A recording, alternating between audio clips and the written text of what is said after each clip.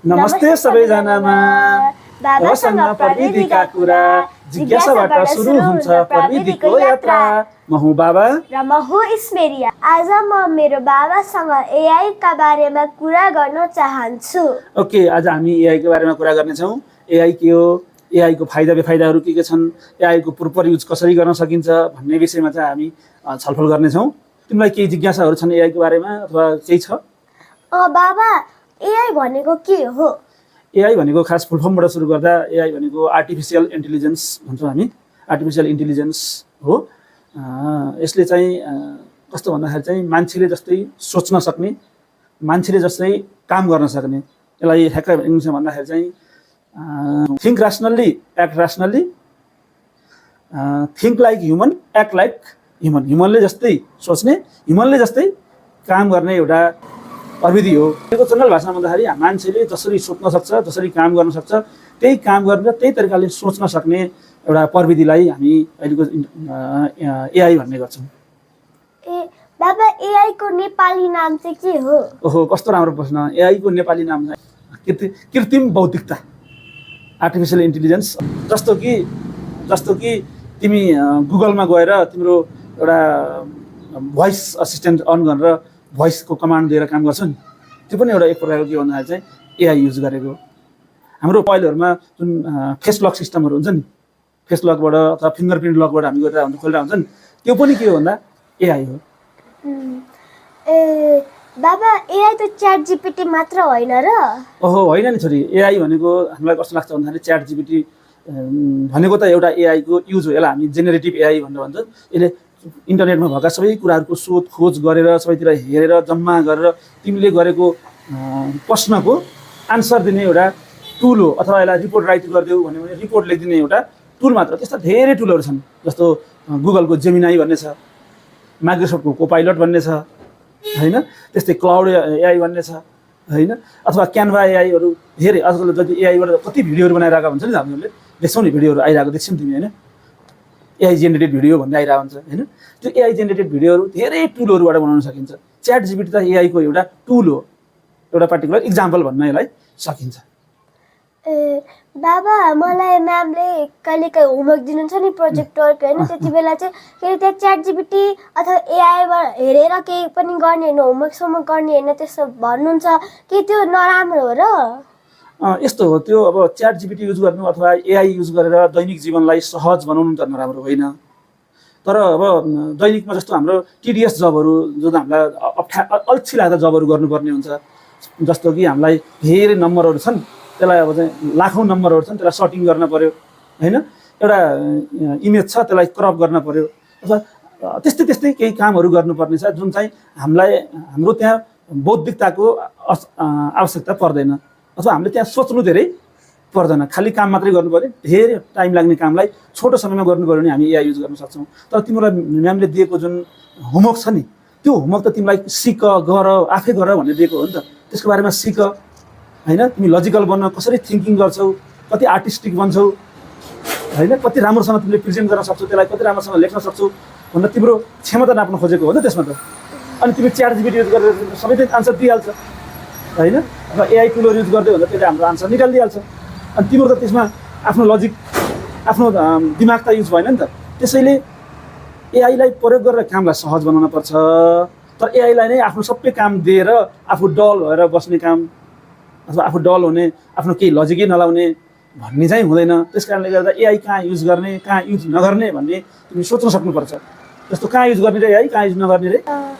होमवर्कमा जुन कुरा हामीले बुझेन नि, त्यो कुरामा चाहिँ हामीले सर्च गर्न सक्छौँ होइन। जुन कुरा बुझेन तिमीले सर्च गर्न सक्छौ, तर आएको जस्ताको तस्तै लेख्ने, त्यहाँबाट बुझेर आफ्नो तरिकाले के गर्नु पर्यो त, लेख्नु पर्यो। जस्तो आयो त्यस्तै हामीले के गर्यौँ, कपी पेस्ट गऱ्यौँ भने त आफ्नो दिमाग पनि भएन, हामी तिमी सिक्न पनि नसिक्ने भयो। त्यस कारणले गर्दा के गर्नु पर्यो त भन्दाखेरि तिमीले आफ्नो राम्रोसँग त्यसलाई प्रयोग गर्नु पर्यो। एआई चाहिँ कसरी लाइक गुड वेमा हामीले चलाउन सक्छौँ? हो, अहिले एआईको व्यापक दुरुपयोग भएको छ हेर होइन। वास्तवमा एआई कुनै पनि प्रविधि आफैमा नराम्रो भन्ने हुँदैन, त्यसलाई कसरी हामी प्रयोग गर्छौँ, त्यसको कुन वेमा प्रयोग गऱ्यौँ भन्ने कुराले हामीलाई हुन्छ। अब चक्कु के को लागि बनाइएको? चक्कु हाम्रो लाइक जीवनलाई सहज बनाउनलाई इजी बनाउनलाई कटिङ गर्न easy गर्दैन गर्नलाई। तर त्यही चक्कुले चाहिँ मान्छे मार्ने प्रयोग गरिरहेको त्यही होइन थाहा छ नि होइन पहिला सुरुमा राम्रो हुँदै जान्छ पछि फेरि त्यही कुरा चाहिँ नराम्रो हुँदै जान्छ अथवा त्यसलाई चाहिँ ब्याड इन्टेन्सनबाट प्रयोग गर्न सकिन्छ त्यस्तै एआई पनि त्यस्तै हो अब अहिले हेर त एआईमा डिपफेक भनेका छन् अरूका भोइसहरू हालेर अर्कोले बोल्दै नबोलेको कुराहरू चाहिँ अर्को यसको बोली हो भनेर त्यो बोलीसँग मिलाइदिएर गएका छन् अर्को भिडियोहरू एडिट गरेर को मान्छे रियल हो को मान्छे हो फेक हो चिन्ने नसक्ने बनाइसके अर्को बदनामीहरू गरिरहेका छन् होइन अब यस्ता कुराहरू सबै दुरुपयोगहरू भए अर्को बदनाम गर्नु डिफेकहरू बनाउनु अर्को कहिले कुकुरको टाउको ल्याएर जोडिदिएर चाहिँ मान्छे बनाइदिरहेको हुन्छन् होइन मान्छेमा चाहिँ कुकुरको टाउको ल्याएर जोडिदिएर यो कुकुर हो भनेर हुन्छन् त्यो त साह्रै दुरुपयोग भयो नि त होइन त्यसो गर्दा हामीलाई कानुन लाग्न पनि सक्छ त्यो एआईबाट गर्न सजिलो भयो मान्छेले आफै गर्नुपर्ने भएको धेरै टाइम लाग्थ्यो एआईलाई दुईवटा फोटो दिएपछि सजिलो उसले के बनाइदिन्छ एउटा फोटो निकालेर दिइदिन्छ होइन बिगार दुरुपयोग गरे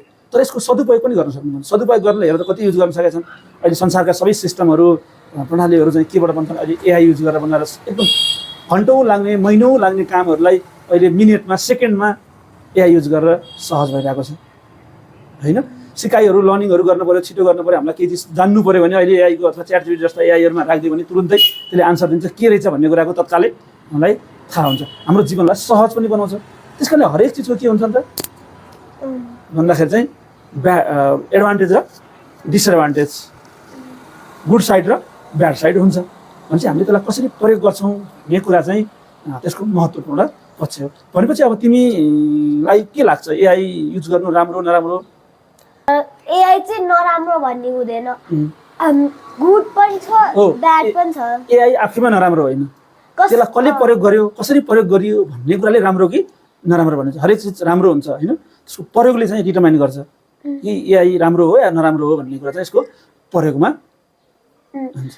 इट डिपेन्ड्स होइन कुन पिपुलले युज गरिरहेछ एआईले चाहिँ आफै नराम्रो हुन खोजेको होइन अब पिपुलहरूले चाहिँ उसलाई नराम्रो भनेर उसलाई दोष दिइरहेछ होइन तर जसले चाहिँ अब राम्रो उ गर्यो भने चाहिँ एआईको पनि एआईको दोष होइन त्यो राम्रो गर्यो नि त्यो जुन मान्छेले बनाएको हो नि त्यसले नै राम्रो उ हुन्छ क्या किनकि उसले त भन्ने हो नि त अब एआईले त उसले जे भन्छ त्यही गर्नु पर्यो नि त होइन त्यही भएर एआईले चाहिँ केही पनि दोष दिन मिल्दैन के किनकि कोही मान्छेहरूले भनेको हुन्छ नि त अब उसले चाहिँ जे भन्यो उसलाई जे काम लगाएको छ त्यही काम गर्नु पर्यो नि त होइन त्यही भएर एआईलाई चाहिँ मान्छेहरूले चाहिँ एआई चाहिँ दोष दिइरहेको छ क्या जब कि उसले नै भनेर उसलाई नै फोर्स गरेर गरेर हो नि त एआईको चाहिँ मिस्टेकै छैन बाबा इन्टरनेटतिर के सबैजना डराइरहेछ के एआईले गर्दा मेरो जब जान्छ म जबलेस हुन्छु होइन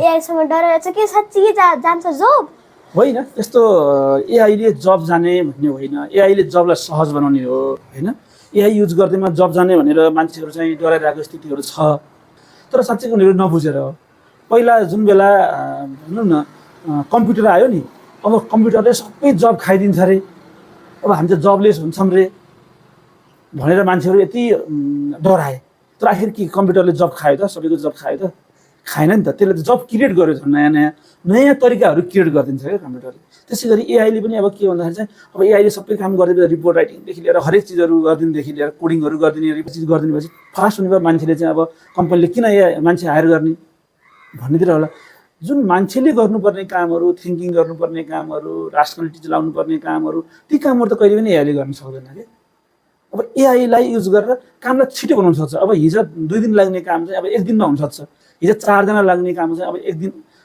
4 जना लगाएर गर्ने काम चाहिँ एउटा मान्छेले गर्न सक्ने हुनसक्छ कुनै दिन चाहिँ तर त्यसले गर्दा इफिसियन्सी बढ्छ त्यसको काममा इफेक्टिभनेस बढ्न सक्छ होइन अब जब जाने भन्ने हुँदैन अर्को नयाँ तरिकाका जबहरू के हुन्छ एआईले अब नयाँ अपर्च्युनिटीहरू क्रिएट गर्दै जान्छ नयाँ जबहरू क्रिएट गर्दै जान्छ एआई बेस्ड जबहरू बन्न थाल्छन् अब एआई चलाउने जबहरू हुन थाल्छन् एआई क्रिएट गर्ने जबहरू क्रिएट हुन थाल्छन् त्यस कारणले गर्दा अब मान्छे चाहिँ के हुन्छ भन्दाखेरि अलिकति ट्रेडिसनल काम गर्ने इन्भाइरोमेन्टबाट new way of working environment चाहिँ के हुन्छ भने भए मान्छेहरू स्विच हुन सक्ने भए स्विच हुने भए त्यस कारणले गर्दा जब जाने यो गर्ने भनेर त्यो डराइहाल्नुपर्ने स्थिति होइन होइन बरु आफूलाई अब एआई स्किलहरूमा बढाउँदै जाने हो एआई कसरी युज गर्ने भनेर सोच्नतिर थाल्ने हो म पछि पर्छु कि भनेर अब आफूलाई लर्निङ गराउने हो आफूलाई अपडेट गराउने हो अपडेट गरायो भने जब जाने भन्ने कहिले पनि हुँदैन बाबा उनीहरू चाहिँ किन आफ्नो के रिजनले चाहिँ उनीहरू डराएको कि कुन रिजनले चाहिँ उनीहरू डराएको? होइन कुन रिजन त अब यस्तो त्यही मैले भने जस्तै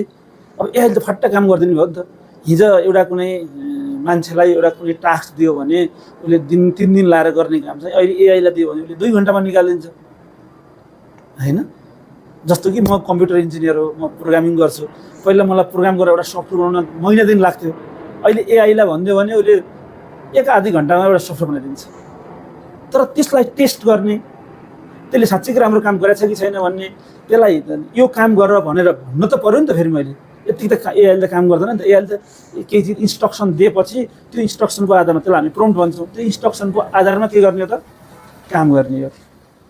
उसलाई भनिदिनु पर्यो हामीले, के भनिदिनु पर्यो भन्दाखेरि चाहिँ तिमी यसरी काम गर, तिमीलाई यस्तो चिज देऊ भनेर त इन्स्ट्रक्सन दिनु पर्यो नि त। हिजो हामी आफै कोडिङ लेख्थ्यौँ, अब तिमी कोडिङ लेख, यस्तो लेख, यहाँ बिगारेछौ त्यहाँ बिगारेछौ, यो मिलाइदियो त्यो मिलाइदियो भन्नलाई पनि म त चाहियो नि त। Lastly, I want to say use AI properly and use AI safely. Like, share, comment गर्न नबिर्सिनु होला। Thank you.